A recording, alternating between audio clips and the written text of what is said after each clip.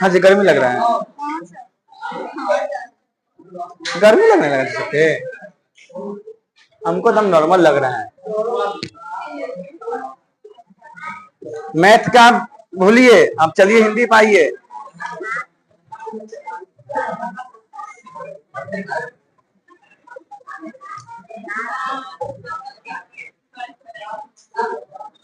कल जो टेस्ट है वहां से शुरू कर लेगा। अच्छा, वो काट लेता है, कोई बात। कल जो टेस्ट है माने कि अगले संडे को, तो उसमें केवल वर्णिका से संबंधित है, और आज जो पढ़ाएंगे इससे भी रहेगा। ठीक है, 3 चैप्टर से है, टोटल 60 नंबर का रखे हैं, 20-20 नंबर का, 20 नंबर उस चैप्टर से, 20 नंबर उस चैप्टर से, 20 नंबर आज का। इस संडे का, हाँ इस संडे का। और इसमें ऑब्जेक्टिव एक भी नहीं है, कहीं हो सकता है कि 2 दिन हो जाए, ज्यादा सब्जेक्टिव आशा रखो, लेकिन अगर समय मिला तो ऑब्जेक्टिव के लिए दे देंगे। सब्जेक्टिव कैसे देंगे सर? देंगे कि मंगम्मा का चरित्र चित्रण करे, किसी को नहीं मिलेगा ये, रखो इधर, अभी बाद में लेना। हाँ ठीक है, ले लेगा बाद में। मतलब कि मंगम्मा देखने में कैसी थी, मंगम्मा का काम क्या था, मंगम्मा अंत तक क्या करती रही, उसके बाद कि रंगप्पा कौन था, ठीक ना। तो लिखना है वही सब तो बता चुके हैं।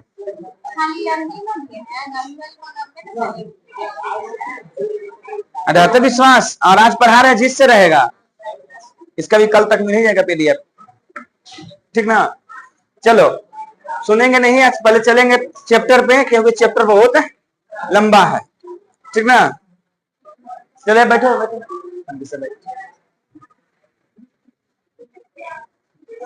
जय हिंद। चलिए, तो आज के हम देखेंगे वर्णिका बुक में एक कहानी है जिसका नाम क्या है, माँ, जिसके लेखक कौन है, ईश्वर पेटेलिकर।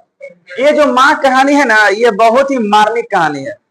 अंत तक सुनते सुनते इसमें कुछ ऐसा भावना आता है कि जिंदगी में किसी के साथ ऐसा ना हो, क्योंकि जिसके घर में कुछ लाचार व्यक्तियों का जन्म होता है, उसके लाचारी में कोई और भी लाचार हो जाता है। तो पढ़ने से पता चलेगा क्या लाचारी था। उससे पहले हम चलेंगे लेखक परिचय में, थोड़ा बहुत लेखक के बारे में बताया गया, यहाँ पर ज्यादा नहीं विशेष है। लेखक के बारे में बताया गया है कि ईश्वर पेटेलिकर गुजराती लोकप्रिय कथाकार है, माने गुजरात के सबसे प्रिय लोक कथाकार में से एक है। तो कौन भाषा में ज्यादा रहेगा ये कहानी, गुजराती में रहेगा। इनकी कथा साहित्य में गुजरात का समय और समाज, नए पुराने मूल्य, दर्शन, कला आदि रच पकड़ एक नई अस्वादकता के साथ उपस्थित होते हैं। मतलब कि वहां के परिवेश के अनुसार जो भी कहानियां रंगमंच पर आई है, उसको बहुत अच्छा तरह से शब्दों में बताने की कोशिश की है। कौन, ईश्वर पेटेलिकर जी ने। खून की सगाई, ये बहुत इंपॉर्टेंट है ऑब्जेक्टिव के लिए। खून की सगाई इनकी प्रसिद्ध कहानी है, और काला पानी इनका लोकप्रिय उपन्यास है। तो यहाँ से 3 ऑब्जेक्टिव। पहला क्वेश्चन पूछ देगा केवल ऐसी कि खून की सगाई क्या है, तो एक कहानी है। खून की सगाई के लेखक कौन है, खून की सगाई किनकी प्रसिद्ध रचना है। और दूसरा बात, काला पानी से क्वेश्चन पूछेगा कि काला पानी के लेखक कौन है, ईश्वर पेटेलिकर। काला पानी क्या है, तो उपन्यास याद रखना है, कहानी नाटक निबंध भी दे सकता है ऑप्शन में। तो आपको याद रखना है क्या कि एक उपन्यास है।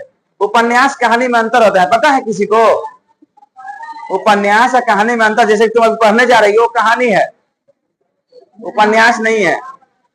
उपन्यास के मतलब होता है कि जिसका जन्म से लेकर मरण तक की बातों के बीच में जितनी सारी घटनाएं हुई हो, सबके बारे में बताया जाता है, और उसमें एक केंद्र बिंदु होता है। इसमें ढेर सारा पात्र वगैरह नहीं होते हैं, कहानी में ढेर सारा पात्र होते हैं। इसमें जैसे पढ़िएगा तो बहुत सारा पात्र मिलेगा। जैसे हम लोग पढ़े थे बीए में, वो उपन्यास था जिसका नाम था चित्रलेखा। चित्रलेखा, उसमें एक महिला थी जो पाप पुण्य को टटोल कर पूरा केंद्र बिंदु है। कभी बताएंगे वो क्या है उसमें। उसका खाली सारांश बिंदु यही है कि मनुष्य परिस्थितियों का दास है। पूरा उपन्यास का सार यही है कि मनुष्य परिस्थितियों का दास है, मतलब जैसा नियति चाहे, जैसा भाग चाहे उसी होगा तुम्हारा। तो अपने से चाहिए कुछ नहीं होने वाला है, जो चाहेगा भाग से होगा, माने भाग पर आधारित बताया गया उसमें। तो वो बात छोड़िए, आगे साहित्य के अलावा सिर्फ तेंदुलकर सामाजिक राजनीतिक जीवन में भी सक्रिय रहे हैं। मतलब कहानी वगैरह तो लिखते ही हैं, लेकिन सामाजिक जीवन मैंने नेता ये सब वार्ड, संसद, मुखिया, चुनाव क्या होते हैं, लोकसभा, राज्यसभा के संबंध में भी राजनीतिक रूप से भी अच्छा तरह से रुचि लेते हैं। इनकी दर्जनों पुस्तकें पुरस्कृत और बहु प्रशंसित हो चुकी है। यह कहानी गोपाल दास द्वारा संपादित एवं अनुदित कहानी मां संभार से संकलित है। अब कह रहे कि मां कहानी का अनुवादक कौन है, तो ये याद रखना है, गोपाल दास नागर। ये क्वेश्चन पूछा हुआ है 2023 में कि गोपाल दास नागर ने किस कहानी का अनुवाद किया है, मां। तो इनके बाद सबसे इंपॉर्टेंट कौन व्यक्ति हुए, ये हुए लेखक परिचय में। तो गोपाल दास नागर के बारे में याद रखना है।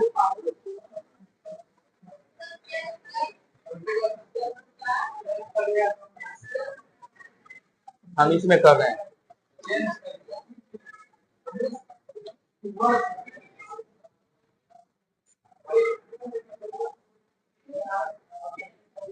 देखो अब हम कहानी में चलते हैं। इस कहानी के प्रमुख पात्र दो लोग हैं, एक माँ जी हैं और एक मंगू है। कौन कौन है, एक माँ जी और एक मंगू है। माँ जी का नाम नहीं है, बस माँ जी कहते रहिए उनको, इसी में कहानी खत्म होती है। लेकिन इसमें प्रमुख एक महिला का बेटी है जिसका नाम क्या है, मंगू। मंगू, ठीक ना। मंगू का दम शुरू से ही कहानी में ले लिया गया है और यहाँ से ऑब्जेक्टिव तो फिक्स है। मंगू कहानी से माने कि माँ कहानी से यहाँ तो फिक्स है, या तो मंगू के बारे में पूछे या तो माँ जी के बारे में पूछे, एकदम निश्चित रूप से पूछता है, ठीक ना। पिछले बार पूछा था कि मंगू जन्मजात क्या थी, तो पढ़ाएंगे तो पता चलेगा क्या थी। तो चलते हैं कहानी में। आप देखिए, मंगू को पागल के अस्पताल में भर्ती कराने की सलाह लोग उसकी माँ को उनकी आंखों में आंसू झिलमिला आते और हर एक को वह एक ही जवाब देती, मैं ये कैसे हटेगा वो,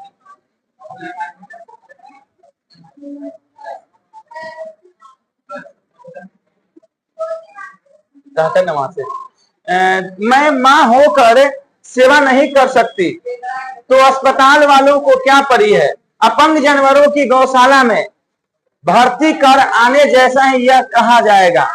मतलब यह कहने का मतलब है कि मंगू एक जन्मजात गूंगी पागल लापरवाह लड़की है जिसको लेकर उनकी माँ को लोग कहते हैं कि इसको अस्पताल में भर्ती करा दो, कुछ इलाज होगा तो सही हो जाएगा। तो माँ जी इस बात को लेकर मानते नहीं है। माँ जी कहते क्या है कि हम माँ होकर जब सेवा नहीं कर पाएंगे यहाँ घर पे, तो अस्पताल में क्या गारंटी है तो वहां के लोग सेवा इसको करेंगे। इसलिए अस्पताल में ले जाने से ये हिचकती है, मतलब कि संदेह है वहां चल जाएगी तो और खराब हो जाएगा इसका तबीयत, इसलिए वहां जाने से बहुत नहीं माने कि फिर में है। कौन, मंगू की माँ। आगे, माँ की यह ग्रंथि प्रकट हो जाने के बाद कोई उनसे ऐसी बातें करती भी नहीं था। जन्म की पागल और गूंगी पुत्री को वे जिस तरह पालती पोसती, सेवा करती और लाड प्यार करती, यह प्रत्यक्ष देख लोग उनकी प्रशंसा भी करते। किस तरह पागल पुत्री को तो एक माँ ही पाल सकती है, दूसरे के घर हो तो भूखी प्यासी कभी की मर गई होती और जीवित भी होती तो भी ऐसा हष्ट पुष्ट शरीर तो नहीं होता। इस पैराग्राफ को थोड़ा विशेष समझिएगा, यहां से लेकर यहां तक जो बात बताया गया है। मतलब कोई घर में गूंगी है, पागल है, उसको पालन पोषण करना, उसका कपड़ा खींचना, उसको खाना पिलाना, एक समय से पूछना बहुत बड़ी बात होता है। हर कोई इसमें सक्षम नहीं हो पाते हैं और जिस घर में लोग कर रहे हैं उसकी लोग बड़ाई भी करते हैं कि क्या हुआ, गूंगी है, पागल है, लेकिन उसको लोग खाने पीने के लिए दे देते हैं, कोई दिक्कत की बात नहीं है। तो बड़ाई करते हैं तो अम्मा को बहुत अच्छा लगता है कि चलो हम अपनी माँ का कर्तव्य निभा रहे हैं। लेकिन कुछ लोग ऐसा भी कहते हैं कि कब तक रखेगी इसको, बेटी है, इसको कम से कम एक बार इलाज तो करवा दो कहीं जाकर। लेकिन इलाज करवाने से वो बहुत कोसों दूर रहती है। कौन कोसों दूर रहती है? माँ। किसकी माँ? मंगू की माँ। क्योंकि वो जानती है कि अस्पताल के हालत कैसा रहता है, और कहीं ना कहीं बात सही सोच रही है। वो अस्पताल का जिंदगी जो जिया है ना, कहीं खासकर सरकारी अस्पताल में, उसका जीवन वह नरक हो जाता है। इतना भीड़ और अव्यवस्था, पैसा कौड़ी के तल्लुक लग जाएगा कि तुमको लगे कि जिंदगी बेकार है। इसलिए अस्पताल में ले जाना चाहती नहीं है। कई अस्पताल में तो आपको इतना आदमी भर्ती कर ले रह जाएगा ना कि घर वाला के कमरे तोड़ देता है, पैसा से लेकर स्वास्थ्य से लेकर सब चीज। लेकिन उनके घर वाले, उनके पड़ोसी वाले मंगू के जब देखते हैं शरीर, तो ऐसा नहीं लगती है तो वो पागल है, इसको खाने के लिए नहीं मिला, हष्ट पुष्ट है। मतलब कि खाने पीने में उसको कमी कभी नहीं होने दिया। और कौन कमी नहीं होने दी है? उसकी माँ। आगे चलते हैं। मंगू के अलावा उसकी माँ को 3 संतानें थी। माने मंगू के अलावा उनके 3 संतानें और हैं। कौन कौन है? 2 पुत्र हैं और 1 पुत्री है। 2 पुत्र हैं और 1 पुत्री है। तो कितने हो गए संतान टोटल? और 1 ही हुआ मंगू, तो कितना हुआ? हाँ, तो 4 ना हुआ। और 1 पुत्री, तो 1 पुत्री का विवाह कर दिए हैं।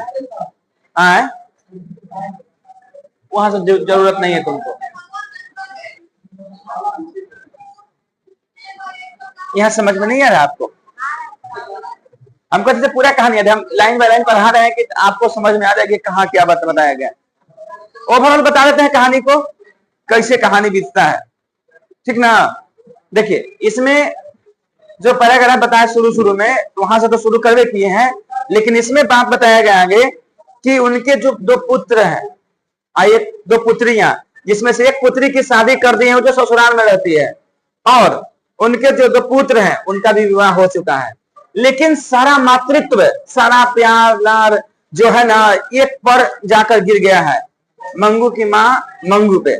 मैंने जितना सेवा सत्कार कोशिश करती है, वो किसको कर रही है? मंगू के करने का पीछे का रीजन है, मजबूरी है। क्योंकि 2 बेटा सही है, नहीं हो करेंगे तो सब खा पी के आनंद करके शहर में रह रहा है, कोई दिक्कत की बात नहीं है, ठीक। लेकिन उनके बेटा भी कहती है बार बार कि माँ इसको भर्ती करा दो अस्पताल में, ठीक ना। तो अपना बेटा की भी बात नहीं मानती है, और वो हमेशा के लिए मंगू की सेवा करते रहती है। अब इसके बाद मंगू के चरित्र चित्रण करते हैं तो बात आता है कि मंगू की इतना दयनीय स्थिति खराब है कि वो अपने से खाना भी नहीं मांग सकती है, अपने से टॉयलेट भी नहीं कर सकती है। कभी कभी तो बिछौना पर ही टॉयलेट कर देती है, जिसका उम्र 13 से 14 वर्ष के आसपास में है। उन सभी समस्याओं को झेलते हुए मंगू की माँ उसकी सेवा करती है। एक समय की बात है कि वह रो रही थी, उसकी नियति को देखकर मंगू को। तो उसके घर में बेटा जो बड़ा था वो आया और पूछा कि माँ, रोने से कुछ होने जाना नहीं है, इसका इलाज है, अगर इलाज कराएंगे तो इसका सही हो जाएगा। हमने डॉक्टर से पूछा है, वो कहे हैं कि इलाज करेंगे तो सही हो जाएंगे। तो मंगू कहते कि ठीक है, अंत में बात मानती है बेटा का। कहते कि कहाँ ले जाना है? तो बेंगलुरु के आसपास में वो शहर है, वही ले जाती है। क्योंकि गुजरात की राजधानी कहाँ है? अच्छा, बेंगलुरु बोल रहे हैं, गांधीनगर के आसपास में, अहमदाबाद के पास में शहर है। वहीं ले जाने के लिए उसका बेटा बोलता है कि ले चलो, इसको वहां करेंगे। अंत में सब चीज भूल भाल कर कहते कि चलो एक बार देख लेते हैं अस्पताल की भी जिंदगी क्या है। कौन देखना चाहती है? अब उसकी माँ। अब उसकी माँ ले जाती है मंगू को अस्पताल में। जब अस्पताल में ले जाती है तो अस्पताल में जाते ही तरह तरह की समस्याएं देखती है, और उसको आसपास में लोग घेर लेते हैं।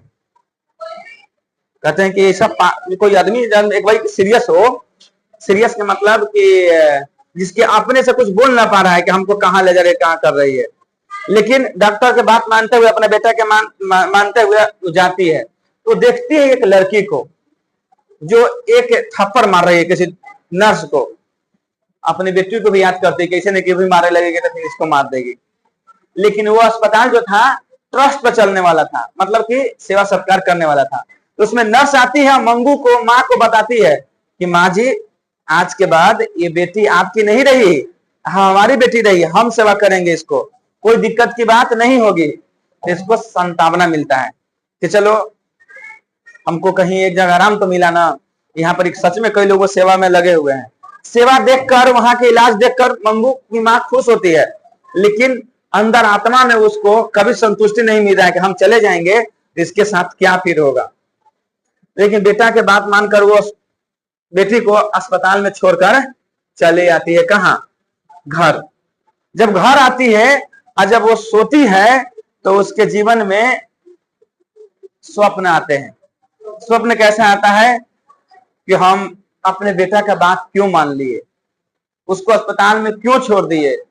और जब भी सोती है तो एक ही बात याद आता है उसको कि अब वो खाई होगी कि नहीं खाई होगी, टॉयलेट की होगी कि नहीं की होगी, उसको कोई मुंह धोया होगा कि नहीं धोया होगा। और फिर याद आता है वो तो खाना भी नहीं मांगती है। ये तो बातें हम भूल गए कहना नर्स को, मतलब बहुत सारे बात कहना भी भूल गई। मगम्मा बोले मंगू की माँ नर्स को कि उससे पूछिएगा समय दर समय के, भूख लगा है खाएगी, तो केवल इशारा से बोलती है क्योंकि गूंगी है। गूंगा आदमी बोल नहीं पता है कि हमको खाना चाहिए। दूसरी बात कि उससे भी यही नहीं बताई कि कब टॉयलेट लगेगा, कब लेटरिन लगेगा। ये सब भी दम लाचार आदमी है वो। कौन? मंगू। ठीक, ये बता नहीं पाई। अब यहाँ आकर इस स्वप्न में, और जिन जो सुबह शाम हो रहा है उसके दिनचर्या बेचारी बहुत रुष्ट है, निरुष्ट है। और अंत में आते आते आते आते आते उसको जिंदगी में ऐसा एहसास होता है और ऐसा सोचने लगती है कि अंत में अस्पताल से एक बार और स्वप्न आता है। स्वप्न आता है, सच्चाई में उसके पास न्यूज नहीं आता है, उसको स्वप्न आता है कि मंगू मर गई, मंगू मर गई, और उसका लाश लेकर लोग मेरे द्वार पर आए हुए हैं। और स्वप्न में ही देख रही है सब चीज, सच में नहीं हो रहा है ये, ठीक ना। एक बार नींद टूटता है उसका, एकदम दौड़ते हुए जाते ही हल्ला कर लेते, अरे मेरे मंगू के लिए मारी रे, जुटो रे सब, जुटो सब। इस तरह की बात ये बोल रही है। कौन? मंगू की माँ। यहाँ पर बात बताया गया थोड़ा।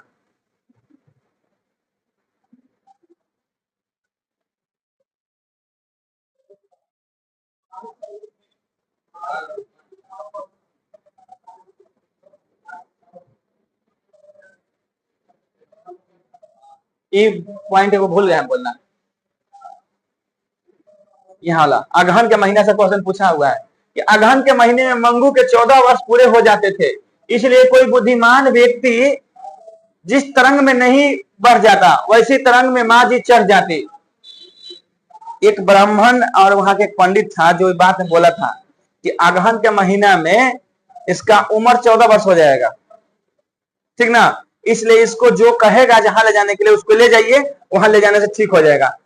कुछ लोग ऐसे भी होते हैं ना समाज में जो डॉक्टर पर विश्वास कम करते हैं, ओझा गुनी पर ज्यादा करते हैं। तो मंगू की माँ कुछ इसी प्रकार की प्रवृत्ति उसका है। सपना देख रहे हैं, उससे आपको क्या पता चल रहा है कि बहुत पढ़ी लिखी है? नहीं। बीच में कहानी में भी बात था कि वो मंगू को अस्पताल ले जाने से इसलिए डर रही थी कि ले जाकर सुई भोंक के मुआ देगा, दवा देकर मुआ देगा। इससे अच्छा कि कहीं ओझा गुनी पे लेके चल जाते हैं, बाबा से दिखा देंगे कि बाबा बताइए इसका कब जिंदगी सही होगा। तो ब्राह्मण जब आता तो बोलते अगहन महीने में सही हो जाएगा। ये पूरा कहानी पढ़िएगा तो पता हो जाएगा, ठीक ना। लेकिन हम आगे चल चुके थे, यहां तक बताने वाले थे। निजी तो ठीक था, इसका इतना बदल दिया है ना, बहुत लंबी है।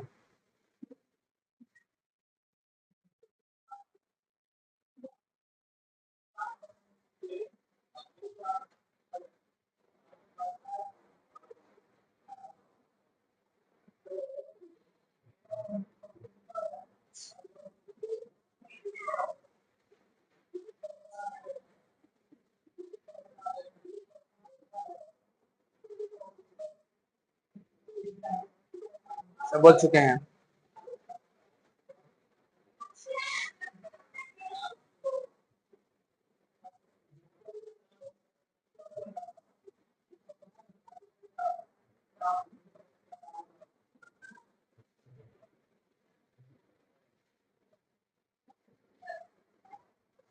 ये बात बता चुके हैं कि उसको याद नहीं रहता है, नस्क नहीं बोली है।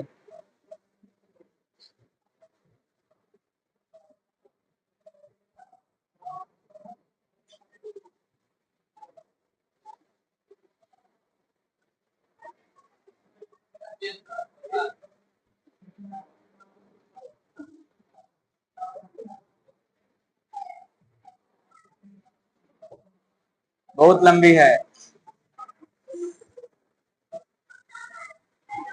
हाँ, यहां से बताना है। अंत के कहानी में जब सुन लिया इसमें, तो मंगू की हालत के देखते देखते उसकी माँ की हालत क्या हो जाती है, वो बात यहाँ बात बताया गया है। माँ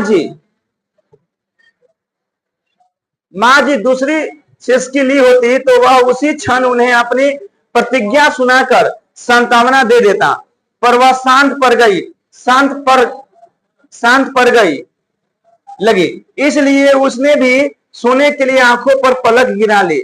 सुबह जब चक्की की ओर मथने की मधुर आवाज सुनाई रही थी, तब सारे गांव में जैसे बेध डाले वैसे चीखें माँ जी को मारनी शुरू की। दौड़ो रे दौड़ो, मेरी मंगू को मार डाला रे। पुत्र की चारपाई से उठकर उछल पड़ा, पड़ोसरी दौड़ आए, चकियां और मथनियां रुक गई।